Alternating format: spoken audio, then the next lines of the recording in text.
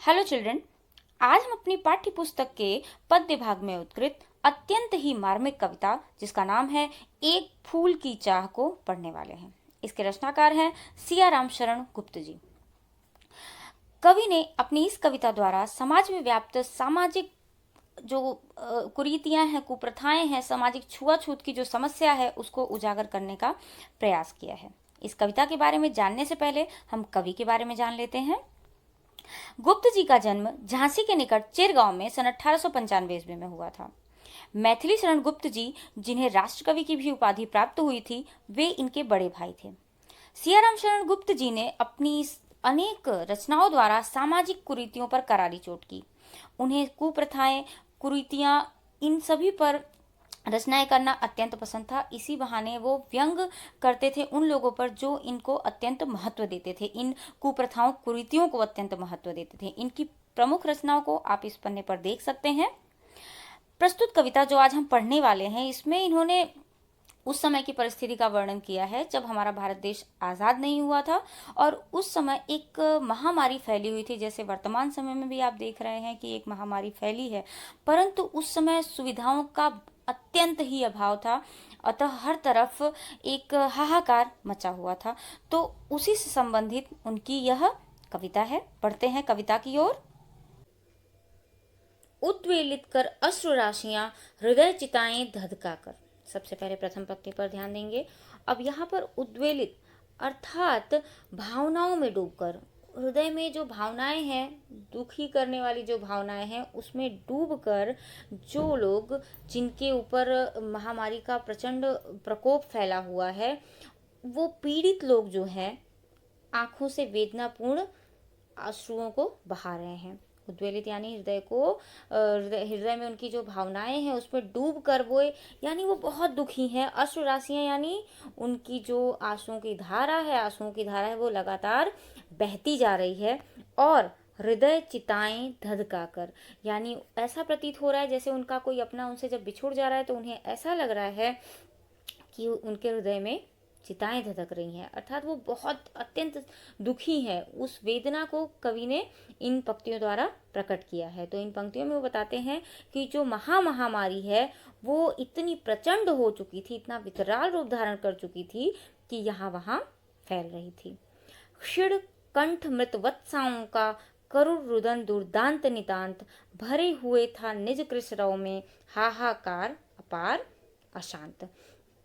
तो जो ये बीमारी थी ये प्रचंड रूप धारण किए हुए थी, और जो लोगों के कंठ थे मृतवत्सा, यानी जिनका, अब यहाँ पे आप देखेंगे मृतवत्साओं यानी जिनके बच्चे इस महामारी के से ग्रसित होकर मर चुके थे, उनके कंठ जो है वो क्षीण, रोते रोते उनकी जो रुदन शक्ति है वो भी धीरे धीरे कम होती जा रही थी, क्षीण होती जा रही थी। उनकी आवाज़ जो है वो कम होती जा रही थी और वो उसी दुख में भयंकर जो दुर्दांत, यानी उस दुख का, जिस दुख का कोई अंत ना हो, दुर्दांत, वो निरंतर उसी दुख में चलते जा रहे थे। नितांत यानी बिल्कुल ही उसी दुख में दुखी थे और उसी में करुण रुदन कर रहे थे, वो रोते जा रहे थे। कभी उनका कंठ भी क्षीण हो जाता था, लेकिन वो उस उद्वेलित होकर, उससे दुखी होकर अपनी भावना को प्रकट नहीं कर पा रहे थे।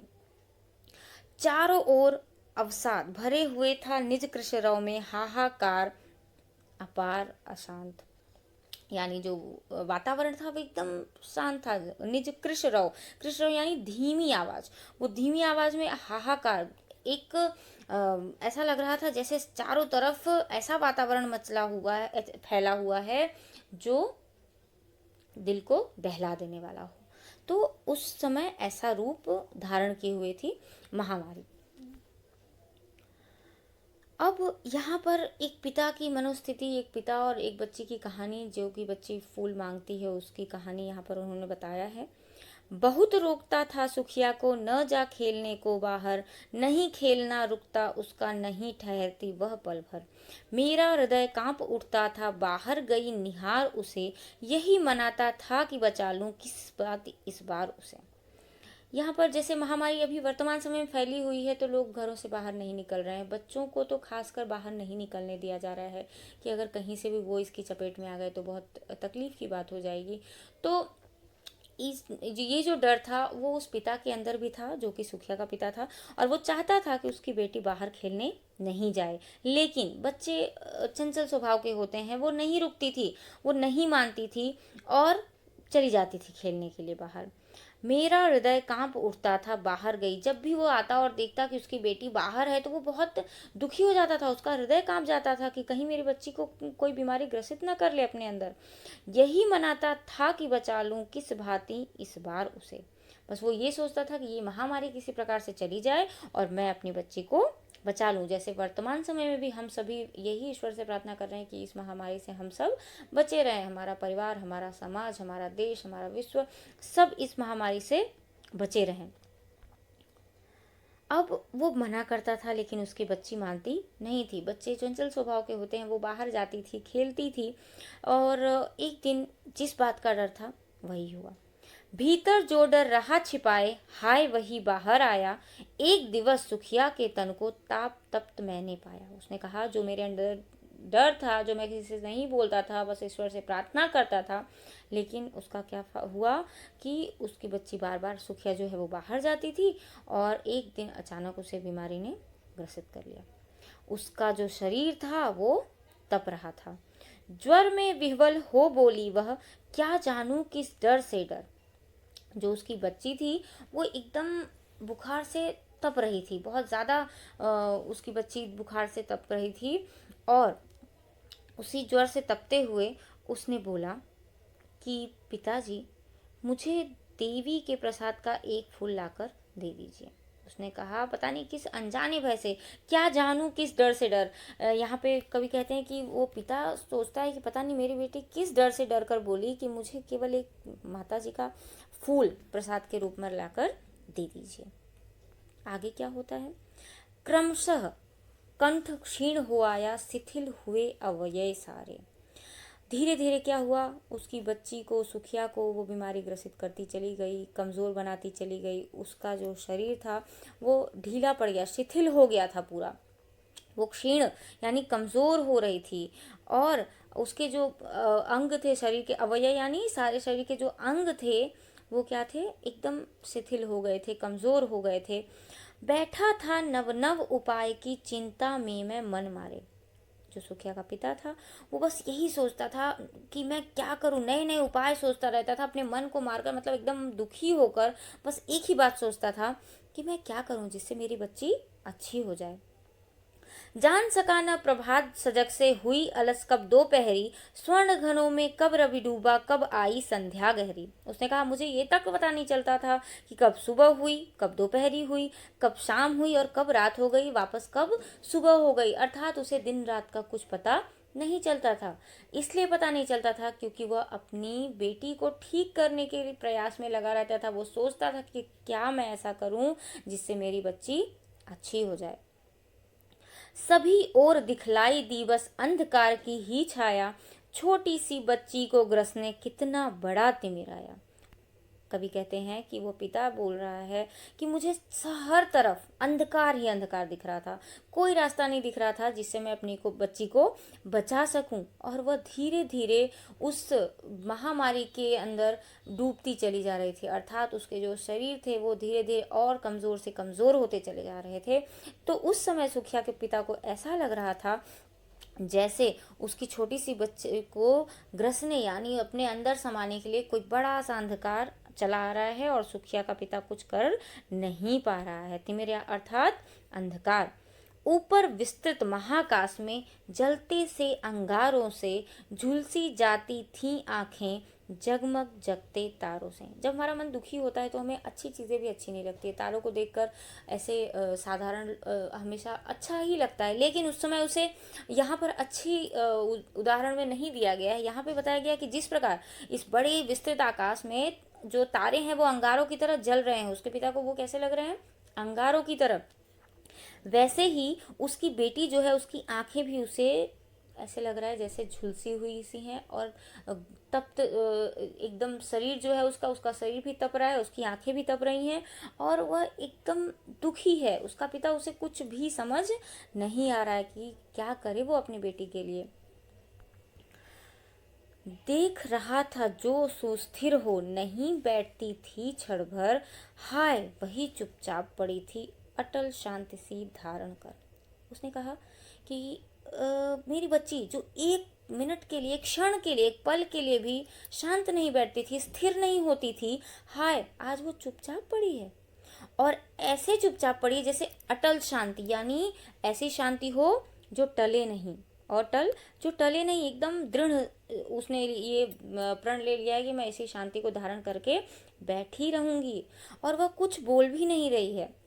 उसका जो पिता है सुनना वही चाहता था मैं, उसे स्वयं ही उकसा कर, मुझको देवी के प्रसाद का एक फूल ही दो लाकर। वो पिता वो ये चाहता था कि मेरी बच्ची कम से कम यह तो बोले कि पिताजी मुझे एक देवी के प्रसाद का फूल लाकर दे दीजिए। अर्थात वो बच्ची एक शब्द भी नहीं बोल रही थी, इसलिए उसका पिता यह चाहता था कि मेरी बच्ची कम से कम ये पंक्ति भी मुझे बोल के सुना दे, बोल दे, एक शब्द बोल दे तो भी मैं धन्य हो जाऊं, अपने आप को धन्य मानूं। अब जो मुझको देवी के प्रसाद अर्थात वो फूल जो उसने मांगा था, उसके लिए वो क्या करता है, ऊंचे शैल शिखर के ऊपर मंदिर था विस्तीर्ण विशाल। ऊंचे शैल शिखर यानी शैल अर्थात पर्वत, तो पर्वत के ऊपरी भाग पर माता जी का एक विशाल मंदिर था, और वो एकदम फैला हुआ मंदिर था। विस्तीर्ण अर्थात विस्तीर्ण का अर्थ होता है फैला हुआ मंदिर, जो था विशाल रूप में था। और स्वर्ण कलश सरसिज विहसित थे, पाकर समुदित रविकर जाल। उसके स्वर्ण कलश जो थे वो ऐसा लगता था जैसे जब सूर्य की किरणें, जो सूर्य की किरणें हैं उससे वो और ज़्यादा चमक रहे थे, और ऐसा लगता था जैसे क्या हो रहा है, कमल खिल रहा हो, क्योंकि सूर्य की किरणें सीधा उन पर पड़ती थी, तो वो ऐसे लगे जैसे और ज़्यादा चमकते थे और ज़्यादा सुंदर दिखते थे। दीप धूप से आमोदित था मंदिर का आंगन सारा। जो पूरा मंदिर का प्रांगण था वो दीप धूप से पूरा महक रहा था। आमोदित अर्थात पूरा आनंद से भरा हुआ था और महक रहा था। गूंज रही थी भीतर बाहर मुखरित उत्सव की धारा। ऐसा लग रहा था कि चारों ओर उत्सव जैसा उल्लासमय, यानी एक अच्छा सा सुखद वातावरण फैला हुआ है। ये जो इन पंक्तियों द्वारा कवि ने मंदिर के बारे में बताया है कि वो मंदिर कैसा लग रहा था। मंदिर के बारे में बताते हुए आगे कवि कहते हैं कि भक्त वृंद मृदु मधुर कंठ से गाते थे सभक्ति मुदमय, पतित तारिणी पापहारिणी माता तेरी जय जय जय। वो कहते हैं जो भक्त वृंद थे, यानी भक्तों का जो समूह था, वो मधुर आवाज में, मधुर कंठ से उनके मतलब मीठी आवाज में, वो सभक्ति के साथ, सभक्ति मुदमय का अर्थात है कि वो एकदम खुश थे, खुशी के साथ, मुदमय का अर्थात खुशी के साथ, वो एकदम भक्ति की भावना में डूबकर गा रहे थे। क्या गा रहे थे? पतित तारिणी पापहारिणी माता तेरी जय जय जय। पतित तारिणी यानी पापियों का उद्धार करने वाली और पाप को हरने वाली हे माता तेरी जय हो। मेरे मुख से भी निकला बिना बढ़े ही मैं आगे को, जाने किस बल से ढिकला। उसने कहा कि जो सुखिया का पिता है उन्होंने भी कहा कि जब मैंने माता के बारे में जय जयकार सुनी तो मेरा मन भी क्या हुआ कि मेरे मन से भी आवाज निकल गई कि हे माता तेरी जय हो, और पतितों को तारने वाली माता तेरी जय हो। और ऐसा लगा कि जैसे कि उसके अंदर एक अलग सा प्रवाह हुआ, अर्थात उसे एक अदृश्य सी शक्ति मिली और वह आगे बढ़ गया। ढिकला ऐसा लगा जैसे किसी ने उसे ठेला हो, उसे किसी ने वहां पर ठेल दिया हो कि तुम आगे बढ़ो। उसके बाद मेरे दीप फूल लेकर वे अम्बा को अर्पित करके दिया पुजारी ने प्रसाद जब आगे को अंजलि भर के। उन्होंने कहा कि जो मैं फूल ले गया था, अर्थात सुखिया के पिता जो फूल ले गए थे वो फूल उन्होंने लिया, और उसने जो पुजारी था उसने माता के चरणों में अर्पित किया, फूल उठाया। जब देखा कि वो पुजारी ने जब प्रसाद दे रहा है और आगे को अंजलि भूल गया उसका लेना, झट परम लाभ सा पाकर मैं। अब क्या हुआ कि मेरे दीप फूल अर्थात उसके जो दीप थे, फूल थे, सब उसने पुजारी ने लिया, माता जी को अर्पित किया। उसके बाद उसने जो फूल दिया ना, तो उसको अपनी बच्ची की इच्छा ही दिख रही थी। वो प्रसाद उसे बहुत अत्यंत ही ऐसा लग रहा था जैसे ये बहुत बड़ी चीज़ है मेरे लिए, और वह फूल पाने की खुशी में क्षण भर के लिए प्रसाद तक लेना भूल गया। उसे यह याद नहीं रहा कि मुझे प्रसाद लेना है, क्योंकि वो अपनी बेटी की इच्छा पूरी करने के लिए यहाँ आया था। तो वो प्रसाद लेना भूल गया था, क्योंकि वह इस समय केवल यही सोच रहा था कि बेटी को माँ के ये पुण्य पुष्प दूं जाकर मैं। बस वो एक ही बात सोच रहा था कि मैं अपनी बेटी को इस फूल को दे दूं, जो वो चाहती है, उसे जो फूल चाहिए मैं उसे ले जाकर दे दूं, जो कि माता जी के चरणों में अर्पित हुआ है। सिंह पौर तक भी आंगन से नहीं पहुंचने पाया मैं, सहसा यह सुन पड़ा कि कैसे यह अछूत भीतर आया। सिंह पौर तक भी आंगन से नहीं पहुंचने मैं पाया, अर्थात उसने कहा कि मंदिर से आंगन के मुख्य द्वार तक भी नहीं पहुंचा था कि अचानक लोगों ने शोर मचाना शुरू कर दिया। कैसे यह अछूत भीतर आया? यह जो अछूत है, जो निम्न जाति का है, वो अंदर कैसे आया? पकड़ो, देखो भाग न जाए कहीं ये। बना धूर्त यह कैसा?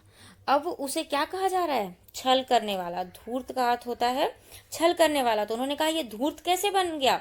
और इसने क्या किया है? साफ स्वच्छ परिधान किए हैं भले मानुषों के जैसा। उनके अनुसार साफ और अच्छे परिधान, परिधान अर्थात वस्त्र पहनना किसका काम था?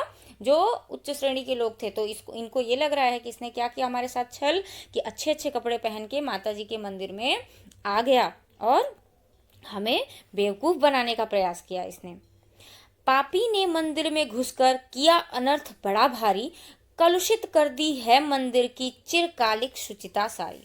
अब उन लोग क्या कह रहे हैं, वो इल्ज़ाम क्या लगा रहे हैं उसके ऊपर कि इस पापी ने क्या किया कि मंदिर में घुसा और इतना बड़ा अनर्थ कर दिया इसने, कलुषित कर दिया इसने। क्या कलुषित कर दिया? मतलब अपवित्र।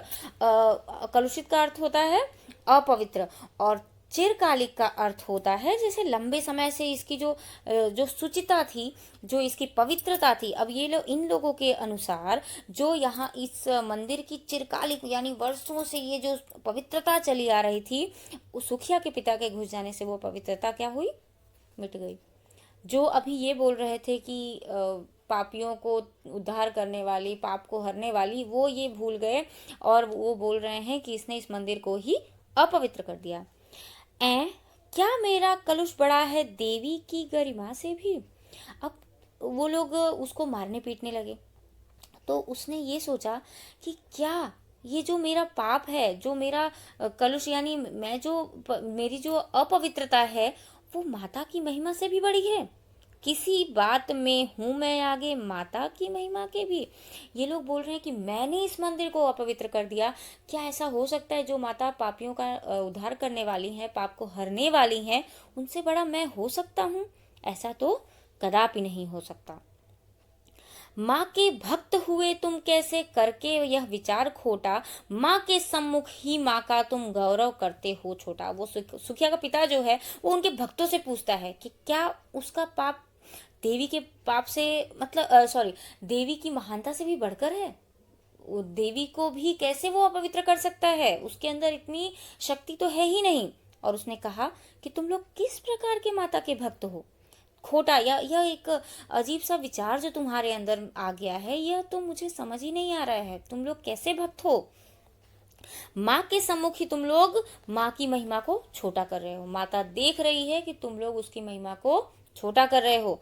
कुछ न सुना भक्तों ने झट से, क्योंकि उन्हें मानसिक बीमारी ने घेर रखा था। उन्हें तो बस एक ही बात सता रही थी कि यह जो निम्न वर्ग का व्यक्ति है वो कैसे हमारे मंदिर में घुस सकता है, हमारी माता के मंदिर को अपवित्र कर सकता है।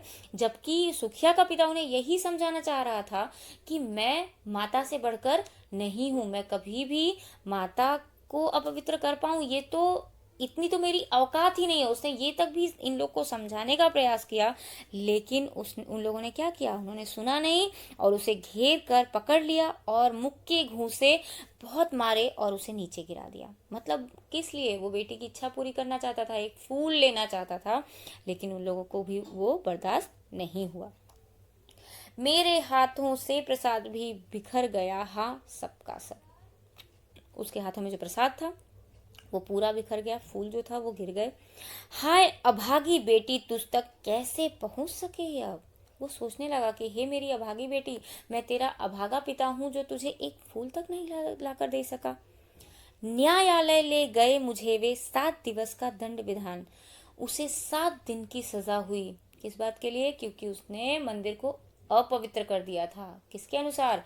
माता ने ऐसा नहीं कहा। वो जो उनके भक्त थे, जिनको मानसिक बीमारी थी, उन लोगों ने ये सोच लिया था कि इसने बहुत बड़ा एक पाप किया है, इसलिए इसे 7 दिवस का दंड दिया गया। मुझको हुआ हुआ था मुझसे देवी का महान अपमान। उसको दंड हुआ, 7 दिवस का दंड विधान उसको हुआ, लेकिन उसको इसलिए सजा मिली क्योंकि उसने देवी का अपमान किया था। अतः उसे ये सजा सुना दी गई। मैंने स्वीकृत किया दंड, वह शीश झुकाकर चुप ही रहा। अब उसे कुछ समझ नहीं आ रहा था कि मैं क्या करूं। मुझे उसने स्वीकृत कर लिया था, उसने मान लिया था कि मैंने ये गलती की है, और वो चुप था। उस असीम अभियोग दोष का क्या उत्तर देता, क्या कहा। वो ये सोच रहा था कि मैं इस, मतलब जिसे कोई सीमा ही नहीं हो। अभियोग का अर्थ होता है आरोप। ये जो असीमित आरोप था, उसका वो क्या उत्तर देता। वो 7 दिन जेल में रहा। उसे ऐसा लग रहा था जैसे ये 7 दिन नहीं, सदियां बीत रही हैं। सदियां क्यों बीत रही हैं? क्योंकि उसकी बच्ची घर में पड़ी हुई थी बिस्तर पर, और वो एक क्षण के लिए भी जिस बच्ची को नहीं छोड़ रहा था, उसे छोड़कर वह 7 दिवस तक जेल में पड़ा हुआ था। अविश्रांत वर्षा के भी आंखें तनिक नहीं रीती। अब उसकी जो आंखें थी, वो एक क्षण के लिए भी बंद नहीं हुई, एक पल के लिए भी बंद नहीं हुई, और वह पल पल अपनी बेटी के बारे में सोचता रहता था। कितना दुख उस व्यक्ति के अंदर भरा हुआ था। उसकी बच्ची घर में पड़ी हुई है और वो जेल में। दंड भोग कर जब मैं छूटा, पैर न उठते थे घर को, पीछे ठेल रहा था कोई, भय जर्जर तनु पंजर को। कभी कहते हैं कि सुखिया के पिता बोलता है कि जब मैं जेल से छूटा तो ऐसा लग रहा था कि मेरे पैर ही घर के तरफ नहीं बढ़ रहे हैं। उसे ऐसा लग रहा था जैसे कोई उसे पीछे ठेल रहा है। उसका जो शरीर है वो तनुपंजर, अस्थियों का ढांचा ही तो रह गया है, और वो भयभीत है। वो अंदर से पूरा भयभीत था कि न जाने उसकी बेटी के साथ क्या हुआ होगा। वह पहले की सी लेने मुझको नहीं दौड़ कर आई। वह कहता है कि जब मैं आता था तो मेरी बच्ची दौड़ कर आती थी मुझे लेने के लिए, लेकिन आज वो मुझे लेने नहीं आई। फिर वो मन को सांत्वना देता है कि शायद मेरी बेटी है ना, खेल में होगी। वो खेल की वजह से उसे यह ध्यान नहीं होगा, यह भान नहीं होगा कि पिता आए हैं, इसलिए वो नहीं दिखाई दी। वो घर जाता है, वहां पर अपनी बेटी को नहीं देखता है। फिर वो दौड़ा हुआ कहाँ जाता है? सीधा स्मशान की ओर भागता है, और वहां दौड़ता जाता है तो देखता है कि मेरे परिचित बंधु प्रथम ही फूंक चुके थे उसे, जहाँ सुखिया मर चुकी थी। और क्योंकि उसका पिता जेल में था, तो जो उसके परिचित बंधु थे, जो उसके सगे संबंधी थे, उन्होंने सुखिया को अग्नि को समर्पित कर दिया था। बुझी पड़ी थी चिता वहां पर, छाती धधक उठी मेरी, हाय फूल सी कोमल बच्ची, हुई राख की थी ढेरी। कवि ने उस दुखी पिता की मनोव्यथा को बताते हुए आगे कहा कि जब सुखिया वहां पहुंचा तो उसकी बच्ची की चिता जल चुकी थी और वह बुझी पड़ी थी, परंतु उस पिता के हृदय में एक ज्वलंत ज्वाला जल रही थी, और ऐसी ज्वाला जल रही थी जो कभी नहीं बुझने वाली थी, क्योंकि उसने उस फूल सी बच्ची को राख की ढेरी के रूप में देखा था, और वह ये सोच रहा था कि उसकी फूल सी कोमल सी बच्ची आज राख की ढेर बन गई, और वह उसे नहीं बचा पाया। अंतिम बार गोद में बेटी तुझको ले न सका मैं, हा एक फूल माँ का प्रसाद भी तुझको दे न सका मैं, हा। वो विलाप करता हुआ कहता है कि हे बेटी, तुझे मैं आखिरी बार, जब तुम आखिरी सांस ले रही थी, तब तुम्हें मैं अपनी गोद में भी नहीं ले पाया। इतना अभागा पिता हूँ। और तुमने एक प्रसाद मांगा था, माता का के चरणों का फूल मांगा था, वो फूल भी मैं तुम्हें लाकर नहीं दे पाया। वह इसी बात पर विलाप करता है कि मैं मेरी बच्ची की अंतिम इच्छा को भी पूरी नहीं कर पाया। तो इस कविता द्वारा उन्होंने बताया है कि किस प्रकार एक भेदभाव करने से एक छोटी सी बच्ची की अंतिम इच्छा भी पूर्ण न हो पाई। अतः वे चाहते हैं कि समाज उस रूप में हो जिसमें लोग एक दूसरे से कोई भेदभाव न करते हो, चाहे वो सामाजिक भेदभाव हो, धार्मिक भेदभाव हो, या जातिगत भेदभाव हो। कोई भी भेदभाव नहीं करना चाहिए। हमें भी उनकी इन बातों का ध्यान रखना चाहिए। आपको इस पूरी कविता का सारांश अपने शब्दों में लिखकर और भेजना है। जो पूरी कविता है उसका सारांश अपने शब्दों में लिखिए और लिखकर भेज दीजिए। धन्यवाद।